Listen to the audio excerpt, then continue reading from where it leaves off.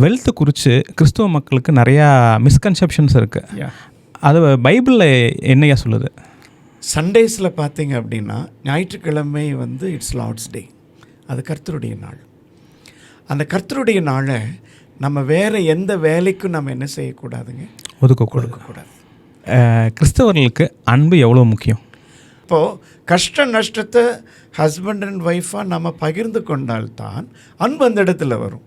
ஐயோ என் ஹஸ்பண்ட் இவ்வளோ கஷ்டப்படுறார், ஐயோ என் ஒய்ஃப் இவ்வளோ கஷ்டப்படுறான், என்னுடைய சில்ட்ரன் என்னுடைய பிள்ளைகள் இப்படி கஷ்டப்படுறாங்க அப்படின்றத அந்த அன்பு தான் கொண்டு வருது இல்லைங்களா? அந்த அன்பு தான் கொண்டு வரும். இப்போ அந்த ஷேரிங் இருந்துச்சு அப்படின்னா ஆட்டோமேட்டிக்காக அன்பு இருக்கும்ல. இப்போ நீங்கள் மீடியா மூலிமா என்னுடைய ஆக்ஷன்ஸை அப்படியே மாற்றுறாங்க. இப்போ நான் எப்படி பேசுகிறேனோ அதை அப்படியே மாற்றுறாங்களே. அது எதோ சொல்கிறாங்க, ஆர்டிஃபிஷியல் இன்டெலிஜென்ஸ் சொல்கிறாங்க, என்னென்னு சொல்கிறாங்க. பவுல் இல்லை அப்படின்னு சொல்லிச்சு அப்படின்னு இன்றைக்கி சர்ச்சஸ் கிடையாது. அது நான் ஆணித்தரமாக நான் சொல்லுவேன். நான் அந்த அளவுக்கு பவுல் தன்னை கொடுத்தார், தன்னை அர்ப்பணித்தார், அந்த ஊழியத்திற்காக தன்னை அர்ப்பணித்தார். இந்த சிம்பிளுங்க, தமஸ்கு பாதையில் ஆண்டவருக்கும் அவருக்கும் நடைபெற்ற உரையாடல். இப்போ இருக்க யூத் அவங்களோட ஸ்பிரிச்சுவல் எஜுகேஷன் பிப்ளிக்கலாக எப்படி இருக்குங்கய்யா? ஆமாம், அது உண்மைதான். அது இன்றைக்கி இருக்கக்கூடிய வாலிப பிள்ளைகளுடைய இதை பார்த்தீங்க அப்படின்னா, நான் again I'm coming to the மீடியானுடைய இதுக்குள்ளே தான் வருவேன். ஏன் அப்படி வரேன்னு சொல்லிச்சு அப்படின்னா, இன்றைக்கி வாலிப பிள்ளைகளை அதிகமாக அட்ராக்ட் பண்ணுறது மீடியா தானே. இன்றைக்கி இருக்கிற ஸ்மார்ட் ஃபோனு தான். நீங்கள் எந்த யூத் எடுத்துங்க, எல்லாருடைய யூத்தினுடைய கையிலும் ஸ்மார்ட் ஃபோன் இல்லாமல் இருக்காது. நீங்கள் சர்ச்சிலே பார்த்தீங்க அப்படின்னா ஒரு பாட்டு பாடணும் அப்படின்னா நம்ம பிள்ளைங்க எதை வச்சு தான் பாட்டு பாடுறாங்க, அந்த காலத்தில் இந்த மாதிரி தாள் வச்சு பாடுவாங்க அல்லது புக்கை வச்சு பாடுவாங்க. பட் இன்றைக்கி எல்லாருமே கையில் செல்ஃபோன் வச்சு தான் என்ன செய்கிறாங்க, பாடுறாங்க. இன்றைக்கி எல்லா யூத்துமே அதிகமாக மீடியானுடைய இதை வச்சு தான் இன்றைக்கி வளர்ந்து வர்றாங்க. ஆக்சுவலாக எல்லா விதத்துலையுமே மீடியா வச்சு தான் வளர்கிறாங்க. யாருமே வந்து ரொம்ப ஸ்பிரிச்சுவலாக இருக்கிறாங்களா அப்படின்றது இன்றைக்கி வாலிப பிள்ளைகள் மத்தியில் குறைவு. இன்றைக்கி வாலிப பிள்ளைகளை அதிகமாக அட்ராக்ட் பண்ணுவது வந்து இன்றைக்கி மீடியாவில் பார்த்தீங்க அப்படின்னா டிஃப்ரெண்ட்டாக இருக்குது இல்லையா? எதுக்குள்ளே பார்த்தீங்க அப்படின்னா அவங்களுடைய ஸ்டடீஸ்லேயே பிள்ளைகளுடைய இன்றைக்கி கம்ப்யூட்டர் ஸ்டடீஸ்லேயே பார்த்தீங்க அப்படின்னா நிறையா டிஃப்ரெண்ட்டாக இருக்கும். 2 நாளைக்கு முன்னாடி நாங்கள் சண்டே ஸ்கூல் பிள்ளைகளை கூட்டிகிட்டு வெளியில் போயிருந்தோம். அப்போது அந்த பிள்ளைங்க எல்லோரும், அது நம்ம ஒரு சின்ன பிள்ளைங்க ஒரு ஃப்ரீயாக அந்த பிள்ளைகளை கூட்டிகிட்டு போனோம். அப்போ என் கூட என் காரில் வந்து ஒரு 4-5 யூத் வந்திருந்தாங்க. சரிங்க. நான் ஃப்ரண்ட்டில் உட்காந்துருந்தேன் நான் ஆக்சுவலி. அப்போது அவங்க பேசிகிட்டே வராங்க. என்ன பேசிட்டு வராங்கன்னா, most probably they are speaking with the media. என்ன நடக்கு அது எப்படின்னு, இப்போ நீங்கள் மீடியா மூலிமா என்னுடைய ஆக்ஷன்ஸை அப்படியே மாற்றுறாங்க. இப்போ நான் எப்படி பேசுகிறேனோ அதை அப்படியே மாற்றுறாங்களே. அது எதோ சொல்கிறாங்க, ஆர்டிஃபிஷியல் இன்டெலிஜென்ஸ் சொல்கிறாங்க, என்னென்னு சொல்கிறாங்க, அதை அப்படியே மாற்றுறாங்க. அதை வச்சு என்ன செய்கிறாங்க, நிறையா மாற்றிக்கிறாங்க. அதை மாற்றி அதில் ஒரு சந்தோஷம் அவங்களுக்கு இல்லை. அந்த டோன் மாற்றுறாங்க, ஆளுனுடைய இதில் அவங்க டான்ஸ் ஆடுற மாதிரியோ அவங்க பேசுகிறத வேறு மாதிரி இப்படியெல்லாம் மாற்றுறாங்க இல்லையா? அப்படி பார்த்தீங்க அப்படின்னா இன்றைக்கி இருக்கிற யூத் அதிகமாக தயார் மீடியாவை தான் அதிகமாக என்ன செய்கிறாங்க, அதாவது கம்ப்யூட்டர் மீடியாவை தான் அதிகமாக என்ன செய்கிறாங்க, இன்றைக்கி அதிகமாக இது பண்ணுறாங்க. அதனால் ஒருவேளை நம்மளுடைய இன்றைக்கி இருக்கிற யூத் வந்து இதை அவாய்ட் பண்ணுறதும் ரொம்ப கஷ்டம்தான். இன்றைக்கி கிறிஸ்டியன் கம்யூனிட்டிலையும் சரி, இன்றைக்கி கிறிஸ்டியனுடைய இதுலேயும் இன்றைக்கி மீடியா அதிகமான தாக்கம் இருக்கிறது. அதை நம்ம வந்து இன்றைக்கி நாம் மாற்ற முடியாது மீடியா தாக்கம். ஆனால் இதில் இவ்வளவு மீடியாக்கள் இருந்தாலும் ஒவ்வொரு வாலிபனும் இந்த திருமுறையை என்ன செஞ்சிடணுங்க, மறக்கக்கூடாது அப்படின்றார். நம்மளுக்கு basically the Bible is the basic. ஆனால் வித்தவுட் த பைபிள் வந்து என்ன தான் நீங்கள் மீடியாவுக்குள்ளே போனாலும், என்ன தான் இந்த உலகத்துக்குள்ளே போனாலும் there is no use at all. அதில் பிரயோஜனமே கிடையாது. அதனால் இன்றைக்கி இருக்கிற யூத் அதிகமாக இந்த பைபிளில் இருக்கக்கூடிய காரியங்களை அதிகமாக இது பண்ணணும். இன்றைக்கி சர்ச்சஸில் யூத் இல்லாமல் நம்ம சர்ச்சஸ்னுடைய நிகழ்வுகளை ப்ரோக்ராம்ஸ் எதுவுமே நம்ம நடத்த முடியாது. எல்லாருமே they are helping the church. என்னுடைய ஆக்டிவிட்டீஸில் அவங்க அதிகமாக இருக்கிறாங்க. அது we are very much appreciate them. அதிலெல்லாம் நான் குறை சொல்லலை. பட் அதே சமயத்தில் ஸ்பிரிச்சுவல் நரிஷ்மெண்ட் வந்து சர்ச்சஸ்லேருந்து இன்றைக்கி ரொம்ப குறைஞ்சிருக்குதுன்னு சொல்லுவேன் நான்.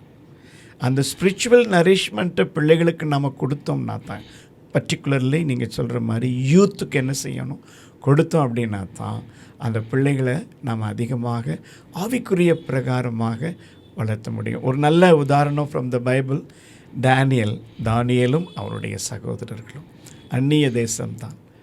அந்த தேசத்தில் எத்தனையோ சான்சஸ் அவங்களுக்கு கொடுத்தாங்க. ஆனால் கர்த்தரை விட்டு அவங்க என்ன செய்யலைங்க, எந்த சூழ்நிலையிலும் விலகி போகவே இல்லை. தானியேலுடைய சகோதரர்களோடும் தேவன் கூடவே இருந்தார். அப்படி தான் வாசிக்கணும்.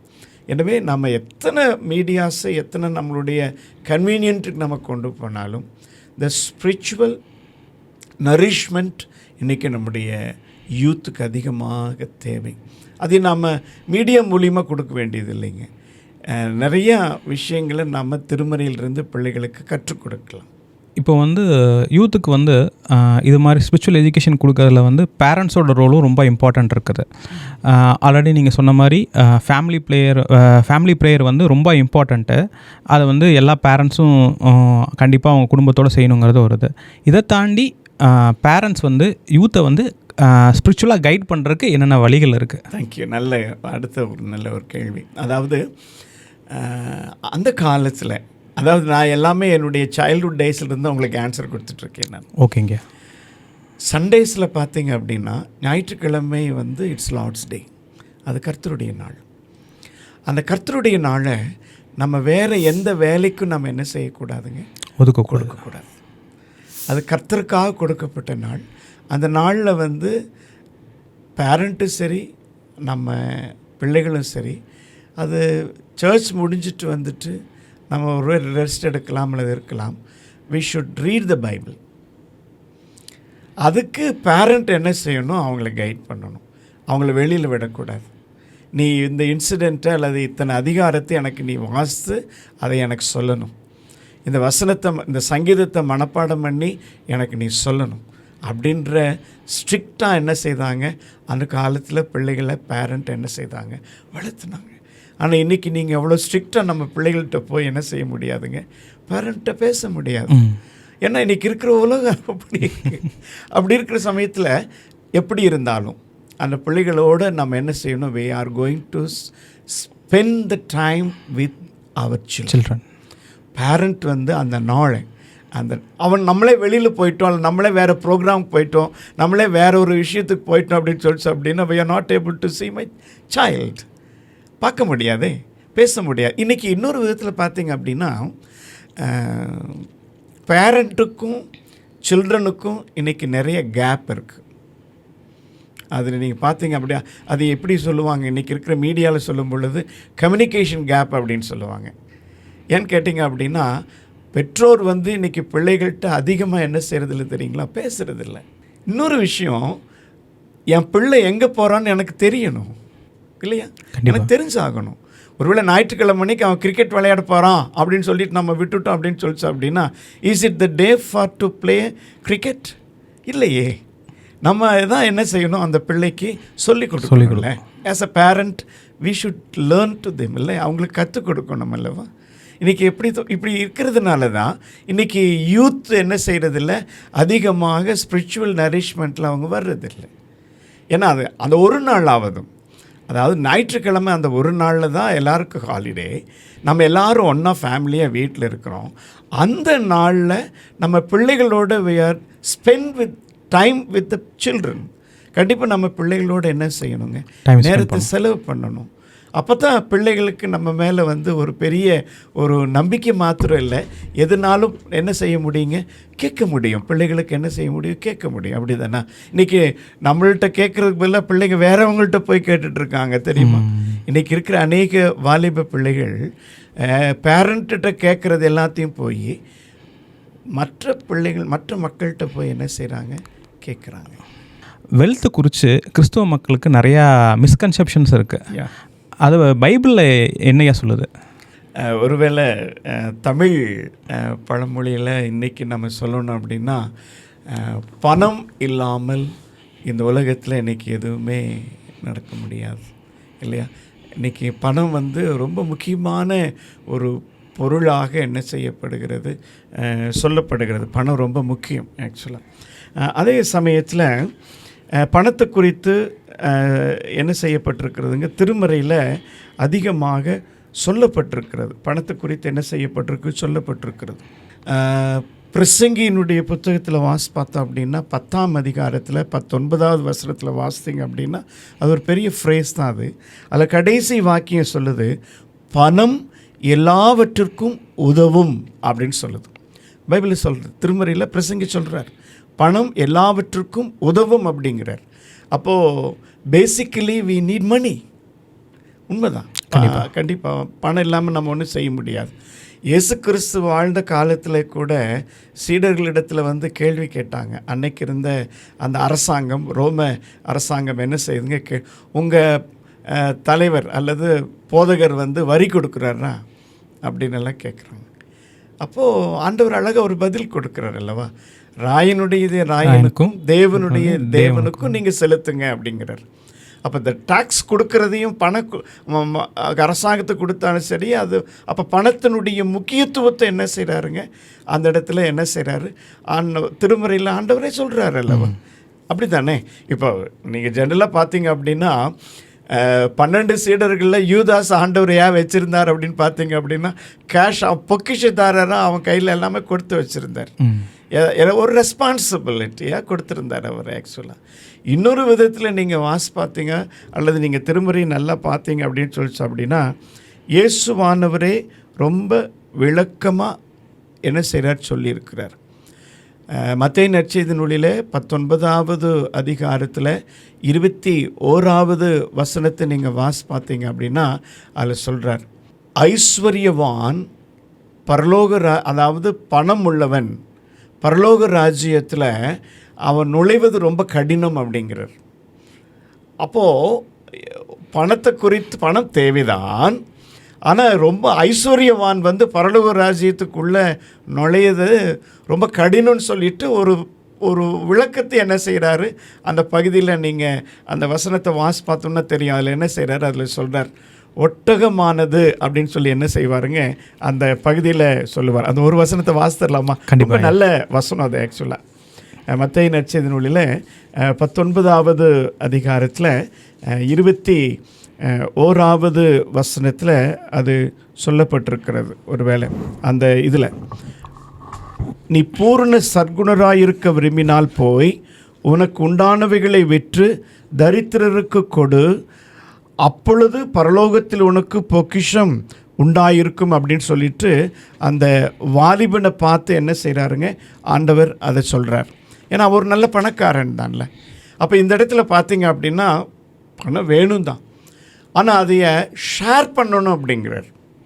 அதனால் பணம் உங்கள்கிட்ட இருக்குது தான், ஆனால் நீ உனக்கு வச்சுட்டு மீதி உள்ளதை என்ன செய்ய அந்த இடத்துல ஷேர் பண்ணு அப்படின்னு சொல்லி என்ன செய்கிறாருங்க சொல்கிறார். இன்னொரு வசனத்தை அந்த பகுதியில் என்ன செய்கிறாருங்க சொல்கிறாரு. லூக்கா நற்செய்தி உள்ள பார்த்தீங்க அப்படின்னா 16வது அதிகாரத்தில் பார்த்தோம் அப்படின்னு சொல்லி அப்படின்னா 10வது வசனத்தில் என்ன செய்கிறாருங்க, அது ஒரு உவமை. அது ஆக்சுவலாக அதில் சொல்கிறார், கொஞ்சத்தில் உண்மை உள்ளவன் அநேகத்தின் மேலே நான் உன்னை என்ன செய்வேன், நான் அதிகாரியாக நான் வைக்கிறேன் அப்படின்றார். கொஞ்சத்தில் உண்மையுள்ளவன் அநேகத்திலே உண்மையுள்ளவனாய் இருக்கிறான், கொஞ்சத்திலே அநீதி உள்ளவன் அநேகத்திலும் அநீதி உள்ளவனாய் இருக்கிறான் அப்படின்னு சொல்லிட்டு என்ன செய்கிறாருங்க அந்த பகுதியில் அவர் சொல்கிறார். இதில் என்ன அப்படின்னு சொல்லி, இதில் முக்கியமாக பார்த்தீங்க அப்படின்னா ரெஸ்பான்ஸ் கொடுக்குறார். பணத்தில் தான் ரெஸ்பான்ஸ் கொடுக்குறார். பணத்தை உங்கள் கையில் கொடுத்து அதை நீ என்ன செய்ய, பத்திரமா அது எனக்காக நீ திருப்பி கொடு, மல்டிபிள் பண்ணி கொடு அப்படின்னு தான் கேட்பார். தாளந்துகளை வச்சு தான் அது சொல்கிறார் ஆக்சுவலாக. அப்போது நான் எப்படி இருக்கணும், நான் உண்மையுள்ளவனாக இருக்கணும். இன்றைக்கி நீங்கள் ஃப்ரெண்ட்ஷிப்பில் பார்த்தீங்க அப்படின்னு சொல்லிச்சு அப்படின்னா, இன்றைக்கி ஃப்ரெண்ட்ஸுகளுக்குள்ளே வரக்கூடிய விரோத பேசிக்கில் நீங்கள் பார்த்தீங்க அப்படின்னா பணமாக தான் இருக்கும். அந்த பணத்தினுடைய விஷயத்தில் தான் இதாகும். பணம் ஒரு க்ரைட்டீரியாவாக ஆண்டவர் சொல்லலை, ஆனால் இட்ஸ் நீட், அது நமக்கு தேவை அப்படின்றது சொல்கிறார். கிறிஸ்தவ விசுவாசத்தில் பார்த்தீங்க அப்படின்னா பணம், அதாவது நம்மளுடைய தேவைக்கு ஆண்டவர் என்ன செஞ்சிருவார், அப்பப்போ கொடுத்துருவார்.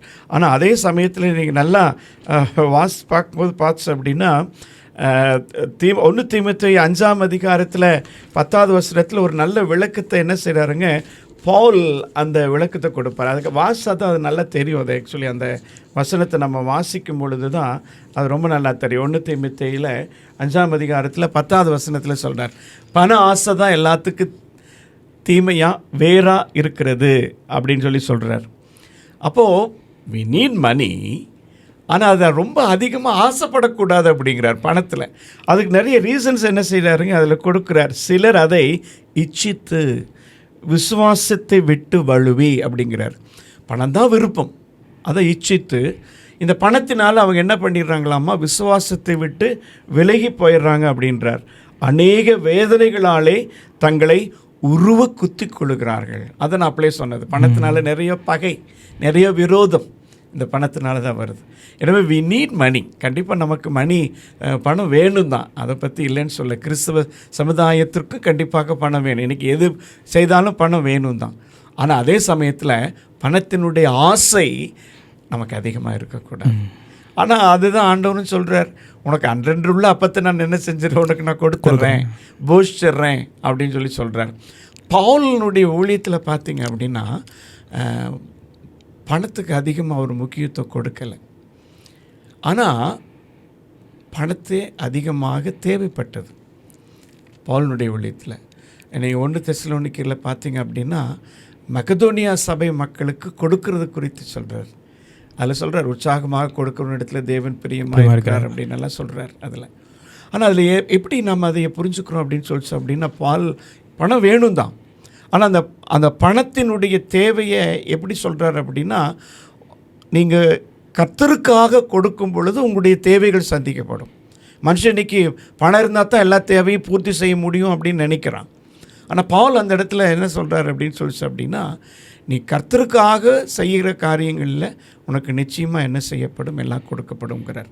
இன்னொரு உதாரணம், பவுல் தன்னுடைய ஊழியத்தில் லிடியா அப்படின்ற ஒரு அம்மாவை என்ன செய்கிறாரு, அவர் சந்திக்கிறார்.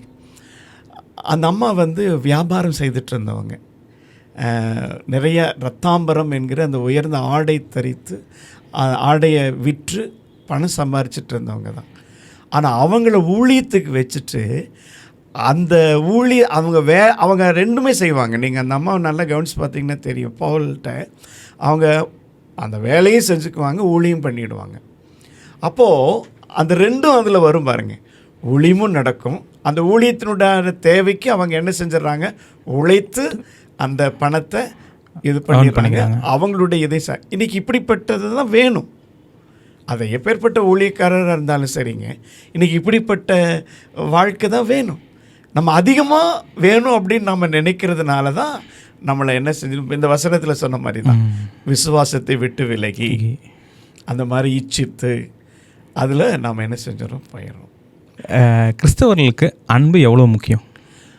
ரொம்ப அடுத்த நல்ல ஒரு முக்கியமான, இன்றைக்கி கிறிஸ்தவ குடும்பங்களில் அன்பு இல்லைன்னு நான் சொல்ல முடியும். இல்லைன்னு சொல்லிச்சு அப்படின்னா குறைந்து கொண்டிருக்கிறது அப்படின்னு தான் நான் சொல்லுவேன். நான் ஏன் குறைந்து கொண்டிருக்கிறது அப்படின்னு சொல்லிச்சு அப்படின்னா, சில நேரங்களில் ஒருவரை ஒருவர் புரிந்து கொள்வது கடினம், ஏற்றுக்கொள்வதும் கடினமாகிறது. புரிந்து கொள்ளுதலும் கடினம், ஏற்றுக்கொள்ளுதல் அப்படின்னா, இப்போ நான் செய்கிற காரியத்தை எங்களுடைய மனைவி ஏற்றுக்குவாங்களா அப்படின்றது இன்றைக்கி கேள்விக்குறியாக இருக்குது.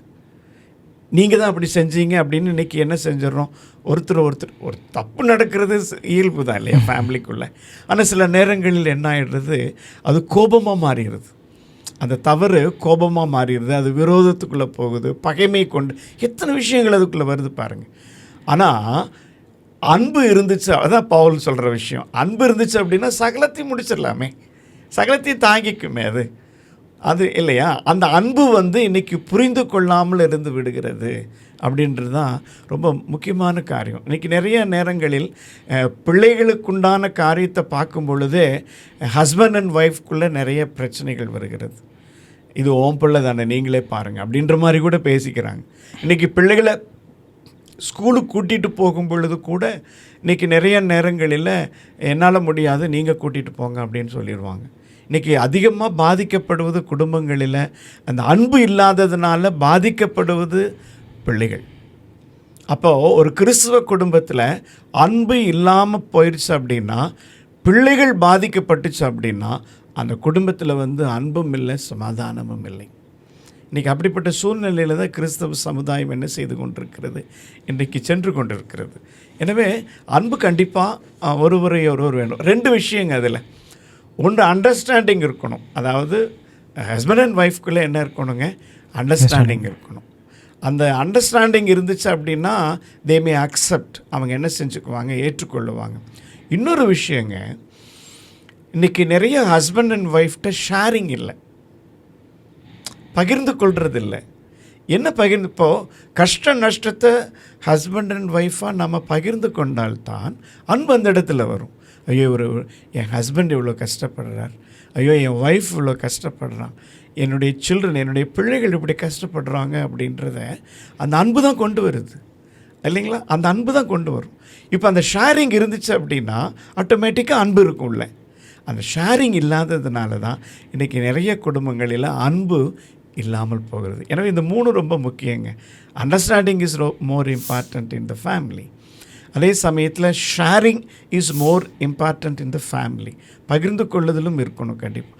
Acceptance also more important. ஏற்றுக்கொள்ளுதல். ஒருவேளை நான் கோபப்படலாம், ஒருவேளை நான் தப்பு பண்ணலாம், அதையே எங்கள் ஒய்ஃப் என்ன செய்யணும், அவங்க அதை ஏற்றுக்கொள்ளணும். எந்த சூழ்நிலையில் அது நடந்ததுன்னு தெரியாதல்லவா, எப்படி நடந்தது அப்படின்றது தெரியாதல்லவா. இப்படி தெரியாமலேயே இன்றைக்கி அன்பு நம்முடைய கிறிஸ்தவ குடும்பங்களில் குறைந்து கொண்டும் மறைந்து கொண்டும் தான் என்ன செய்து கொண்டிருக்கிறது, சென்று கொண்டிருக்கிறது. எப்படி ஸ்பிரிச்சுவலாக நம்ம ஸ்ட்ராங்காக இருக்கிறது, ஒரு கிறிஸ்டியனாக அவங்க ஸ்பிரிச்சுவலாக ஸ்ட்ராங்காக இருக்கிறதுக்கு என்னென்னலாம் பண்ணலாம் ஐயா? இன்றைக்கி சர்ச்சுக்கு போனாலே போதும் அப்படின்னு நினைக்கிற அளவுக்கு தான் இன்றைக்கி எல்லோரும் இருக்கிறாங்க. கண்டிப்பாக நம்ம ஸ்பிரிச்சுவலாக இருக்கணும் அப்படின்னா, நான் ஆரம்பத்தில் சொன்னது மாதிரி ஃபேமிலி ப்ரேயர் கண்டிப்பாக இருக்கணும். ஒவ்வொரு ஃபேமிலியிலையும் ஒரு குடும்ப ஜெபம் இருக்கணும். அதே சமயத்தில் கணவன் மனைவியாக 2 பேரும் என்ன செய்யணும் தெரியுங்களா, ஜெபம் பண்ணணும். சில்ட்ரனோட ஜெபம் பண்ணுற ஃபேமிலி அது அடுத்த விஷயம். ஆனால் கணவன் மனைவியாக நம்ம என்ன செய்யணுங்க, we should pray for our children and our family. கண்டிப்பாக நம்ம ஜெபம் பண்ணி ஆகணும். ஏன்னா ரொம்ப காலம் பார்த்திங்க அப்படின்னா கொடிதான ஒரு காலம், யாரை நம்புறதுன்னே தெரியாத ஒரு காலத்தில் இருக்கிறோம். அப்போ கண்டிப்பாக ஹஸ்பண்ட் அண்ட் ஒய்ஃப் என்ன செய்யணும், கண்டிப்பாக இதுக்காக நம்ம ஜெபம் பண்ணணும். இன்னொரு விஷயங்க, இன்றைக்கி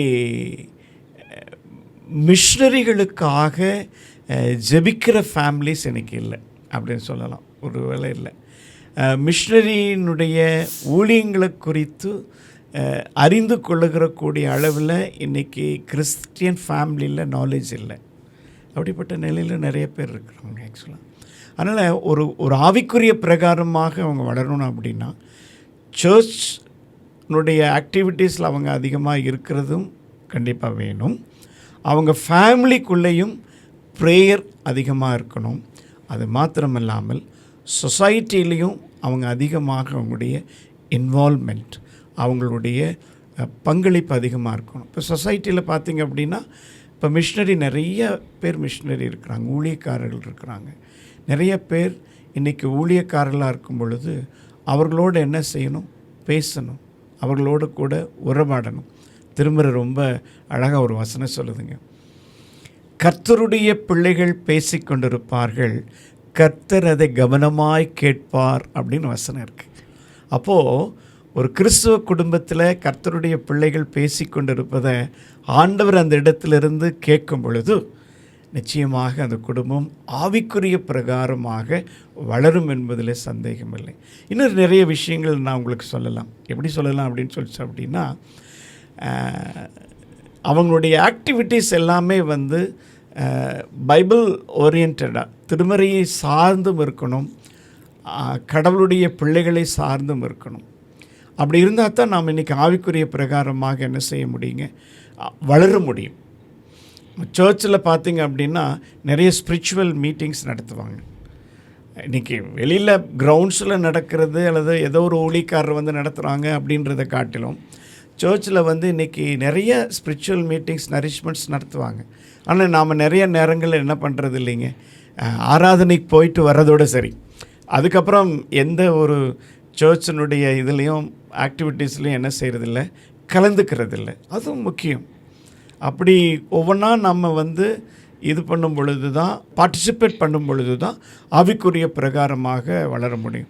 நீங்கள் ஸ்பிரிச்சுவல் லைஃப் அப்படின்னு நீங்கள் கேட்டதில் இட்ஸ் a லாங் ப்ராசஸ். இது ஏதோ ஒரு வாரம் போயிட்டு ஒரு மாதம் போயிட்டு நிறுத்திடுறது கிடையாது. இது வந்து கண்டினியூ உங்கள் லைஃப்பில் இருந்துகிட்டே இருந்தால் தான் அந்த ஸ்பிரிச்சுவலாக நீங்கள் என்ன செய்ய முடியும், வளர முடியும். தடை வரும், இடையில நிறைய கஷ்டங்கள் வரும். அதை பிசாசானவன் நிறைய விஷயங்கள் அவங்கள தடை பண்ணலாம். ஆனால் எல்லாத்தையும் ஓவர் கம் பண்ணி உங்களுடைய கமிட்மெண்ட்டை நீங்கள் என்ன செய்யக்கூடாது, மாற்றக்கூடாது. ஐயா, நீங்கள் ஆல்ரெடி சொன்ன மாதிரி உங்கள் தீசிஸ் வந்து பவுலோட ஊழியங்களை பற்றி, ஸோ அவரை பற்றி எங்களுக்கு கொஞ்சம் சொல்லுங்கள். கண்டிப்பாக சொல்லுவேன். ஆக்சுவலாக நான் எப்போவுமே சொல்லுவேன், பவுல் வந்து நியூ டெஸ்டமெண்ட்டினுடைய கதாநாயகன் சொல்லுவேன் நான். He was dominated in New Testament except the 4 Gospels. நீங்கள் 4 நற்செய்தி நூலில் எடுத்துட்டீங்க அப்படின்னாலே, ஃப்ரம் த ஆக்ட்ஸ்லேருந்து பார்த்தீங்க அப்படின்னா பவுலினுடைய டாமினேஷன்ஸ் தான் அதிகமாக இருக்கும். பவுலினுடைய கடிதங்கள் அதிகமாக இருக்கும். பவுலினுடைய ஊழியங்கள் அதிகமாக சொல்லப்பட்டிருக்கும். பவுலை புரிந்து கொள்ள வேண்டும் என்றால் பவுலினுடைய கடிதங்களை வைத்து, இப்போ கொரிந்தியன்ஸ், எஃபீசியன்ஸ், பிலிப்பியன்ஸ், இதை வச்சு நம்ம புரிஞ்சிக்க முடியாது. பவுலை நம்ம புரிஞ்சு கொள்ளணும் அப்படின்னு அப்படின்னா அப்போஸ்தலர் நடவடிக்கைகளை வச்சு தான் நம்ம என்ன செய்ய முடியும், பவுலை நம்ம புரிந்து கொள்ள முடியும். நான் ஏன் சொல்கிறேன் அப்படின்னு அப்படின்னா, நிறைய பேர் அப்போஸ்தலர் நடவடிக்கைகளை எப்படி படிச்சிருக்கிறாங்க அப்படின்னு எனக்கு தெரியாது. பட் ஆக்ட்ஸ் தான் வந்து பவுலினுடைய பேசிக். நீங்கள் அப்போஸ்தலர் நடவடிக்கைகள் 8ஆம் அதிகாரத்தில் the beautiful dialogue between the God during the travel to the Damascus, தமஸ்குக்கு போகிற வழியில் பார்த்தீங்க அப்படின்னு அப்படின்னா அந்த ட்ராவலில் தான் ஆண்டவர் என்ன செய்கிறாருங்க, பவுல்கிட்ட பேசுகிறார். அவர் பேசும் பொழுது நிறைய அந்த கேள்வி கேட்பாங்க, அவர் ஆண்டவர் கேட்குறாரு, அதெல்லாம் உண்மை தான். ஆனால் அதை தொடர்ந்து நீங்கள் பார்த்தீங்க அப்படின்னா, அப்போஸ்தலர் பார்த்தீங்க அப்படின்னா அது எப்படி சொல்கிறாங்க அப்படின்னா, இட்ஸ் அ மிஷனரி ஜேர்னி அப்படிங்கிறாங்க. பால் மிஷனரி ஜேர்னி அப்படின்னு சொல்லுவாங்க. பவுலினுடைய மிஷனரி பயணங்கள். நீங்கள் பார்த்தீங்கன்னா தெரியும், 10ஆம் அதிகாரத்துலேருந்து நீங்கள் பார்த்தீங்கனாலே உங்களுக்கு தெரியும் அவர் எங்கெங்கே போனார், யார்கிட்ட மீட் பண்ணார், எப்படி பேசினார் அப்படின்னு சொல்லிட்டு. நீங்கள் ரொம்ப சுருக்கமாக பவுலை வந்து நீங்கள் தெரிஞ்சுக்கணும் அப்படின்னு அப்படின்னா அப்போஸ்தலர் நடவடிக்கைகளில் 17ஆவது அதிகாரத்திலேருந்து பார்த்தீங்க அப்படின்னு அப்படின்னா நீங்கள் ஈஸியாக என்ன செஞ்சிடலாம், பவுலை குறித்து இது பண்ணிடலாம். நீங்கள் அந்த 17ஆம் அதிகாரத்தில் பார்த்தீங்க அப்படின்னா பவுல் வந்து அத்தேனே பட்டணத்து மக்கள்கிட்ட என்ன செய்வாருங்க, பேசுவார். அப்போது ஹி வாஸ் அவர் வந்து ஒரு சிறை கைதியாக இருக்கிறார். அவரை விலங்கெல்லாம் போட்டிருப்பாங்க அந்த டைமில். அப்போது அவருக்கு ஒரு டைம் கொடுக்குறாங்க. அந்த இடத்துல ரோமன் கவர்மெண்ட் என்ன செய்யுதுங்க, பவுலுக்கு ஒரு டைம் கொடுப்பாங்க. அப்போ அவர் என்ன செய்வாருங்க, அவர் நிறைய மக்கள் இருக்கிறாங்க, கிரேக்கர்கள் நின்றுட்டுருக்குறாங்க, ரோமன்ஸினுடைய மக்கள் நின்றுட்டுருக்குறாங்க, எல்லாம் ஜூயிஷ் பீப்புள் நிறைய பேர் இருந்துகிட்ருக்குறாங்க. அவங்க மத்தியில் என்ன செய்வாருங்க, ஒரு மேடையில் நின்று பேசுவார். நீங்கள் அதில் நீங்கள் 17ஆம் அதிகாரத்தில் பார்த்தீங்க அப்படின்னு அப்படின்னா அதில் தெரியும், மார்ஸ் மேடையிலிருந்து என்ன செய்வாருங்க, பவுல் பேசுவார். அதில் எழுதி இருந்துச்சோம், அதில் 17ஆம் அதிகாரத்தில் சொல்கிறது, அதில் அறியப்படாத தேவனுக்கு அப்படின்னு அந்த மேடையில் எழுதி இருந்துச்சோம். அந்த இடத்துல இருந்தால் பவுல் என்ன செய்வாருங்க, பேசுவார். அவர் என்ன பேசுகிறார் அப்படின்னு அப்படின்னா கடந்து வந்த பாதைகளை பேசுகிறார். நான் எப்படி கஷ்டப்பட்டேன் அப்படின்னு பேசுகிறார். நான் எப்படி என்னுடைய பெற்றோர்களிடத்திலிருந்து நான் வந்தேன் அப்படின்னு பேசுவார். அதில் அவருடைய ஊழியத்தினுடைய நிறைய எதிர்ப்புகளை குறித்து என்ன செய்வாருங்க, அந்த மேடையில் பேசுவார். இதெல்லாம் வந்து பவுலினுடைய சேலஞ்சிங் லைஃப், அது அவருடைய லைஃப். ஆக்சுவலாக இன்னொரு உதாரணத்தை நான் அதே அப்போஸ்தலர் நடவடிக்கைகளில் 26ஆம் அதிகாரத்தில் சொல்லப்பட்டிருக்கிறது. நீங்கள் திருமறையில் பார்த்தீங்கன்னா தெரியும். அவர் திருப்பி அந்த இதில் அவர் வந்து ஒரு கைதியாக தான் இருப்பார்.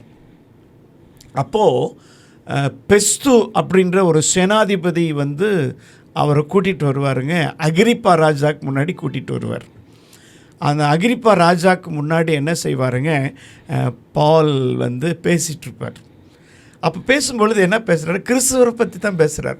ஒரு கிறிஸ்தவன் எப்படி இருக்கணுமோ அப்படித்தான் நான் இருக்கிறேன், நான் இருந்தேன் அப்படின்னு அவர் என்ன செய்வாருங்க, பேசுவார். பயங்கரமான ஒரு 2 பேர்த்துக்கு இடையில், அகிரிப்பா ராஜாவுக்கு அவருக்கு இடையில் பயங்கரமான ஒரு உரையாடல் நடக்கும். நீங்கள் அப்போஸ்தலர் 26ஆம் அதிகாரத்தில் வாசிக்கும்பொழுது பார்த்தீங்க அப்படின்னு சொல்லிச்சு அப்படின்னா அசந்து போயிடுவார். அவர் சொல்கிறார் பாருங்கள், அப்போஸ்தலர் 26ஆம் அதிகாரத்தில் 27ஆம் வசனத்தில் சொல்கிறார், அகிரிப்பா ராஜாவே, தீர்க்கதரிசிகளை விசுவாசிக்கிறீர் என்று அறிவேன் அப்படிங்கிறார். இது எப்படி சொல்கிறாருன்னு தெரியல. அவர் வந்து ஒரு ராஜா, ரோம் கவர்மெண்ட்லேருந்து பேசிகிட்ருக்கிறாரு. நான் இவ்வளோ பேசிட்டாரு, பைபிளை பற்றி அத்தனை பேசிட்டார். இத்தனை பேசினதுக்கப்புறம் நீ விசுவாசிக்கிறீரா, நீங்கள் விசுவாசிக்கிற மாதிரி எனக்கு தெரியுது அப்படின்னு. அப்போ அவர் ஒரு பதில் கொடுப்பார் பாருங்கள். அப்பொழுது அகிரிப்பா பவுலை நோக்கி, நான் கிறிஸ்துவன் ஆகிறதற்கு கொஞ்சம் குறைய நீ என்னை சம்மதிக்க பண்ணுகிறாய் அப்படிங்கிறார். யோசிச்சு பாருங்க, இவர் ஒரு கைதியாக நின்றுட்டுருக்கிறார், அவருடைய ராஜா. அந்த ராஜா என்ன செய்கிறாருங்க, இவர்கிட்ட பேசிகிட்ருக்கிறாரு. அப்போ பவுலினுடைய வார்த்தையே, அந்த பேச்சே அவரை அதிகமாக இம்பேக்ட் பண்ணி அவரை பாதிச்சிருக்குது அப்படின்னா எந்த அளவுக்கு பவுல் வந்து அவருக்குள்ளே இருந்திருப்பார் அப்படின்றத யோசிச்சு பாருங்கள். அவரே சொல்கிறார், இன்னும் கொஞ்ச நேரம் நான் உன்னோட பேசினா நானும் கிறிஸ்தவன் ஆகிடுவேனையா அப்படிங்கிறார். அப்போ பவுலுடைய பேச்சினுடைய அந்த பவர், அந்த வல்லமை பாருங்கள் எப்படின்ட்டு. அந்த அளவுக்கு பவுலினுடைய ஊழியம் வந்துங்க இருந்தது. இன்னொரு விஷயத்தை நம்ம நல்லா தெரிஞ்சுக்கணுங்க, பவுல் இல்லைன்னா இன்றைக்கி இருக்கிற சர்ச்சஸ் இல்லை. Is the only person in the early Christian days established churches in the world, especially in the Asian countries. ஆசியா கண்டத்தில் அதிகமாக பவுலினுடைய ஊழியந்தான் எஸ்டாப்ளிஷ் ஆகிருக்கு. அதனால தான் இன்றைக்கி வந்து சர்ச்சஸ் வந்து இன்றைக்கி திருச்சபைகள், ஆலயங்கள் இன்றைக்கு நின்று கொண்டிருக்கிறது. பவுல் இல்லை அப்படின்னு சொல்லிச்சு அப்படின்னு இன்றைக்கி சர்ச்சஸ் கிடையாது. அது நான் ஆணித்தரமாக நான் சொல்லுவேன். நான் அந்த அளவுக்கு பவுல் தன்னை கொடுத்தார், தன்னை அர்ப்பணித்தார், அந்த ஊழியத்திற்காக தன்னை அர்ப்பணித்தார். இந்த சிம்பிளுங்க, தமஸ்கு பாதையில் ஆண்டவருக்கும் அவருக்கும் நடைபெற்ற உரையாடல். ஆண்டவரே நீர் யார்? த ஃபஸ்ட் கொஸ்டின், ஆண்டவரே நீர் யார்? அப்போது அழகான ஒரு பதில் கொடுக்குறாருல்ல, முள்ளில் உதைக்கிறது உனக்கு கடினமாம். ரொம்ப இன்டர்பிரட்டபிள் ஆன்சர் அது. ஆக்சுவலாக ரொம்ப விளக்கமான ஒரு ஆன்சர் கொடுக்குறாரு. அதில் முள், இவர் போய் முள் எங்கே போய் இவர் வந்து உதைச்சாரோ குதிச்சாரோ தெரியல. த ஒன்லி ரீசன், நிருபங்களை கேட்டு வாங்கி கொலை செய்கிறதுக்கு வர்றார். அந்த நிருபங்களை கேட்டு வாங்கிட்டு கொலை செய்யறதுக்கு வரும் பொழுது தான் அதை உணர்த்தி காட்டுறார். நீ இன்னும் கொஞ்சம் நேரத்தில் அவங்கள போய் கொல்ல போகிற, நீ அதுக்காக நீ போயிட்டுருக்குற. அதுக்கு தான் அந்த ஆன்சர் கொடுக்குறார். முள்ளில் உதைக்கிறது, நீ அவளை கொலை செய்கிறது தான் கடினம் அப்படிங்கிறார். முள்ளில் உதைக்கிறது உனக்கு கடினமா. அப்போ இதெல்லாம் பாவலுக்கு வந்து ஒரு சேஞ்சுங்க. அது மாற்றுறார். அது அவருடைய லைஃபே மாறுது. இந்த இடத்துல தான் அவருடைய லைஃபே மாறுது. ஆனால் பவுலை போல் உலகத்தில் படித்த எவனும் இல்லை அப்படின்றத எத்தனை பேர் அறிஞ்சிருக்கிறாங்கன்னு தெரியல. நம்ம கிறிஸ்தவங்களை அறிஞ்சிருக்கிறோம்.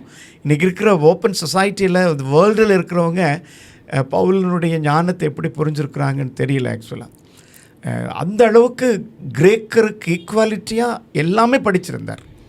இந்த உலகத்தில் நீங்கள் கவனிச்சு பார்த்தீங்க அப்படின்னா கிரேக்கரை போல ஞானவான்கள் இந்த உலகத்தில் யாருமே இல்லை.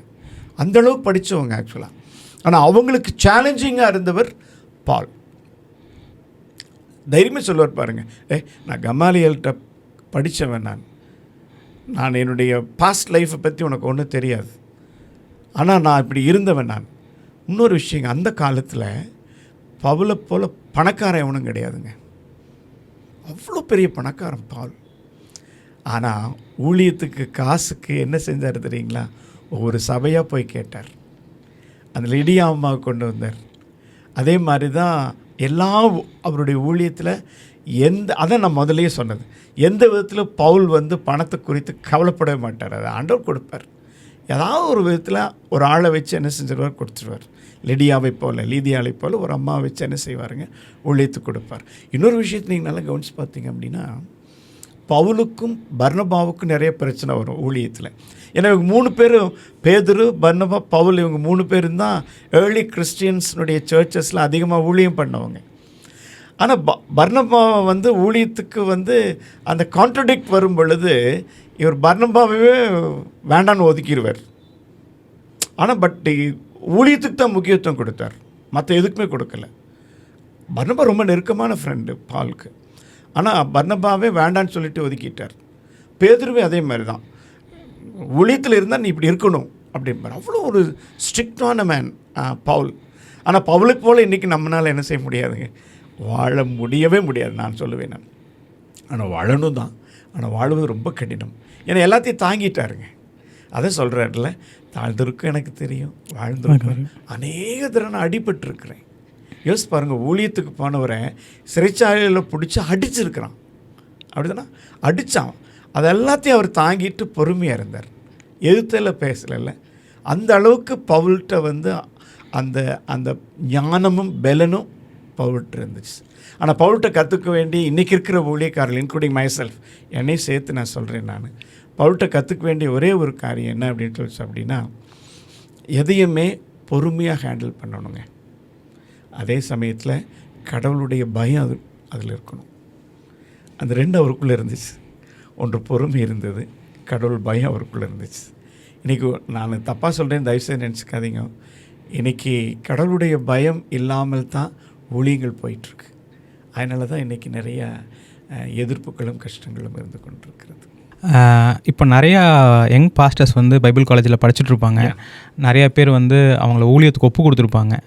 அந்த பாஸ்டர்ஸ்க்கு உங்களோட அட்வைஸ் என்ன? ஆமாம், அது ரொம்ப முக்கியம். இன்றைக்கி பாஸ்டர்ஸ் எல்லாருமே ஏன் மினிஸ்ட்ரிக்கு வர்றாங்க அப்படின்னு பார்த்தீங்க அப்படின்னாலே, எல்லாமே கிடைக்குது அப்படின்னு நினைக்கிறாங்க. ஃபஸ்ட்டு மணி கிடைக்குது, அதுக்கப்புறம் நிறைய வசதிகள் கிடைக்கிறது, எல்லா விதமான நிலையிலும் எல்லாமே கிடைக்குது அப்படின்னு தான் நிறைய பேர் என்ன செய்கிறாங்க, நினைக்கிறாங்க. ஆனால் the commitment is more important. The call and commitment, அழைப்பும் அர்ப்பணிப்பும் ரொம்ப முக்கியம். அழைப்பு இல்லாமல் அர்ப்பணிப்பில்லை, அர்ப்பணிப்பில்லாமல் அழைப்பில்லைன்னு நான் சொல்லுவேன். நான் இப்போது அந்த அழைப்பை வந்து நிறைய பேர் ஊழியம் செய்யணுன்றது ஒரு அழைப்பை பெற்றிருக்கிறாங்க. ஆனால் அந்த ஊழியத்தில் அர்ப்பணிப்பு இருக்கிறதா அப்படின்றது கொஞ்சம் கடினம். அந்த அர்ப்பணிப்பு ஏன் கடினம் அப்படின்னு சொல்கிறேன் அப்படின்னு சொல்லிச்சு அப்படின்னா, இன்றைக்கி நிறைய ஊழியக்காரர்கள் மணியை, பணத்தை மையமாக வைத்தே தான் ஊழியம் அதிகமாக போயிடுறாங்க. நம்ம முதல்ல நீங்கள் அந்த கேள்வி என்கிட்ட கேட்டீங்க, கிறிஸ்தவத்தில் செல்வத்துக்கு அதிகமான முக்கியத்துவமாக நீங்கள் ஊழியக்காரர்கள் அனைவருமே அதிகமாக பணத்துக்கு முக்கியத்துவம் கொடுப்பதுனால தான் அவங்களுடைய அர்ப்பணிப்பு என்ன செய்கிறது இல்லைங்க, இல்லாமல் போகுது. நான் எதுக்காக ஊழியத்துக்கு வந்தேன்? கர்த்தருக்காக, கர்த்தருடைய வசனத்தையும் ஆத்மாவையும் ஆதாயப்படுத்தணும் அப்படின்றதுக்காக தான் நான் ஊழியத்துக்கு வந்திருக்கேன். அப்போது அந்த அர்ப்பணிப்பு இருக்கணும். ஒரு சின்ன உதாரணம் நான் கொடுக்குறேன். நான் போன 2 மாதத்துக்கு முன்னாடி நம்ம இந்த தண்ணீர் பந்தல் இருக்கு இல்லைங்களா, அதுக்கு பக்கத்தில் அந்த ஃபேமிலியை ஆக்சிடெண்ட்டாக என்னை கூட்டிகிட்டு போனாங்க. அந்த இடத்துல அவர் வந்து அவருடைய மனைவி ஒரு கிறிஸ்தவ விசுவாசத்தில் வளர்ந்தவங்க, அவர் வந்து ஹிந்து. ஆனால் அவங்க மனைவி என்ன செஞ்சிட்டாங்க, இறந்துட்டாங்க. அவங்க இறந்ததுக்கப்புறம் அந்த இறந்த மனைவியினுடைய உடலை அடக்கம் பண்ணுறதுக்கு ஒரு கிறிஸ்தவ கல்ற அவருக்கு கிடைக்கல. அது என்கிட்ட சொன்னாருங்க. அவர், நான் ஒரு வீட்டில் உட்காந்து பேசிகிட்டு இருக்கும் பொழுது என்கிட்ட சொன்னார். அப்போது அதுக்கப்புறம் என்ன பண்ணியிருக்காருங்க, இங்கே சௌரிபாளையத்து பக்கத்தில் ஒரு பொது கல்லறை இருந்திருக்குது. அந்த பொது கல்லறையில் அந்த அம்மாவை என்ன செய்திருக்கிறாங்க, அடக்கம் பண்ணியிருக்கிறாங்க. 1 வருஷம் கழித்து அந்த அம்மாவுக்கு வருஷாந்திரம் 1 இயர் ஆனிவர்சரிக்காக அந்த அம்மா கல்லறை போகலான்னு போனால் எல்லாம் இந்த புல்டோசர் வச்சு எல்லாமே நிரவி போட்டாங்களாம். அவர் அவ்வளோ கண்ணீரோடு என்ன செய்தாருங்க, சொல்லி, இதுக்காக தான் பாஸ்டர் உங்களை நான் வர சொன்னேன். என் மனைவி வந்து அவ்வளவு பக்தி உள்ளவள், இனிமேல் நான் கிறிஸ்தவனாக இருக்கணும், நான் இருக்கிறதுக்கு நீங்கள் ஏதாவது உதவி செய்யுங்க அப்படின்னு என்கிட்ட கேட்டார். நான் கிட்டத்தட்ட நான் ரொம்ப ஒரு டைட் ஷெட்யூலில் தான் போயிருந்தேன். ஒரு 1/2 மணி நேரம் அவரோட செலவு பண்ணேன். நான் நான் அவர்கிட்ட கேட்ட ஒரே ஒரு காரியம், நீங்கள் எங்கள் சர்ச்சுக்கு வருவீங்களா அப்படின்னு கேட்டேன். நான் வர்றேன் பாஸ்டர் அப்படின்னு சொன்னார். நீங்கள் நம்பினா நம்புங்க, நம்பாட்டிருங்க, ஒவ்வொரு வாரம் நம்ம ஆலயத்துக்கு வர்றார். அவர் இஸ் அ ஹிந்து, ஆனால் வர்றார். வந்து என்னை பார்த்து தோத்திரம் போட்டு ஜெபம் பண்ணிவிட்டு அப்புறம்தான் அவர் அந்த இடத்த விட்டு போவார். அப்போ அவருக்குள்ளே பாருங்கள், ஒரு அந்நிய விசுவாசத்தில் இருந்தவர் தான், இறந்து போன தன்னுடைய மனைவி ஒரு கிறிஸ்தவ விசுவாசத்தில் இருந்தாங்க அப்படின்றதும், அவங்களுடைய மனைவிக்கு அந்த வாழ்க்கையினுடைய இறுதி நேரத்தில் நடந்த அந்த சம்பவம் அவரை அதிகமாக பாதித்திருக்கிறது. இன்றைக்கி இருக்கிற யங் பாஸ்டர்ஸ் இப்படிப்பட்ட ஆத்துமாக்களை நாம் என்ன செய்யணுங்க? சந்திக்கணும், பேசணும். இன்றைக்கி நிறைய நேரங்களில் பாஸ்டர்ஸ் காங்கிரிகேஷனோட அதிகமாக என்ன செய்கிறதில்ல தெரியுங்களா? பேசுகிறதில்ல. அப்படி பேசாததுனால தான் இன்றைக்கி நிறையா ஊழியங்கள் வந்து ஃபெயிலியர் ஆகிடுது. நாளைக்கு வர்றேன் அல்லது எனக்கு டைம் இல்லை அப்படின்னு தான் போயிடுறாங்க. பட் நம்முடைய கால் அண்ட் கமிட்மெண்ட் வந்துங்க, we should live with the people, we should interact with our congregation or the people. அது ரொம்ப முக்கியம். அந்த கன்சர்ன் வந்து இன்றைக்கி நிறையா பாஸ்டர்ஸ்ட்டு, யங் பாஸ்டர்ஸ்ட்டு இருக்கணும் அப்படின்றது என்னுடைய விருப்பம். ஒருவேளை இன்றைக்கி நான் அவங்களுக்கு சொல்லக்கூடிய ஒரே ஒரு காரியம், பணத்தை மையமாக வைத்து ஊழியத்தை என்ன செய்யக்கூடாதுங்க? தொடங்கவும் கூடாது, ஊழியத்துக்கு வரவும் கூடாது. நிறைய சாட்சியும் உதாரணம் என்னால் சொல்ல முடியும். ஆக்சுவலாக ஒருவேளை அந்த ரெண்டையும் அவங்க மறந்துடக்கூடாதுங்க. ஒன்று அழைப்பை மறந்துடக்கூடாது, இன்னொன்று அவருடைய கமிட்மெண்ட் என்ன செஞ்சிடக்கூடாதுங்க? மறந்துடக்கூடாது. எதற்காக நான் அழைக்கப்பட்டேன், எதற்காக நான் அர்ப்பணிக்கப்பட்டிருக்கிறேன், அது ரொம்ப முக்கியம். ஆண்டவர் வசனத்தில் சொல்கிறார் இல்லைங்களா, கலப்பையின் மேல் கை வைத்து விட்டு பின்னிட்டு பார்க்கிறவன் தேவனுடைய ராஜ்யத்திற்கு தகுதியுடையவன் அல்ல அப்படிங்கிறார். நான் ஊழியத்துக்கு வந்துட்டேன் அப்படின்னு இந்த purpose is to the ministry. ஆத்துமாக்களை நான் என்ன செய்யணும்? ஆதாயம் பண்ணணும். அது ரொம்ப முக்கியம். ஐயா, இவ்வளோ நேரம் வந்து என் கூட டைம் ஸ்பெண்ட் பண்ணி நிறைய விஷயங்கள் எங்களுக்காக ஷேர் பண்ணீங்க. ரொம்ப தேங்க்ஸுங்கய்யா. மிக்க நன்றி. எனக்கும் இந்த ஒரு நல்ல ஒரு வாய்ப்பை நீங்கள் எங்களுக்கு கொடுத்தீங்க. இன்றைக்கி வாழ்ந்து கொண்டிருக்கிற கிறிஸ்தவ குடும்பங்களுக்கும் வாலிப பிள்ளைகளுக்கும் ஊழியக்காரர்களுக்கும் விதமான ஒரு இந்த நிகழ்வு எல்லாருக்கும் ஒரு வேளை ஏற்புடையதாக இருக்கும்னு நான் நினைக்கிறேன். தேவன் அந்த மக்களோடு கூட கண்டிப்பாக என்ன செய்வார்? பேசுவார். உங்களுக்கு அன்பான என்னுடைய நன்றிகளை தெரிவித்துக் கொள்கிறேன். தேங்க்யூ.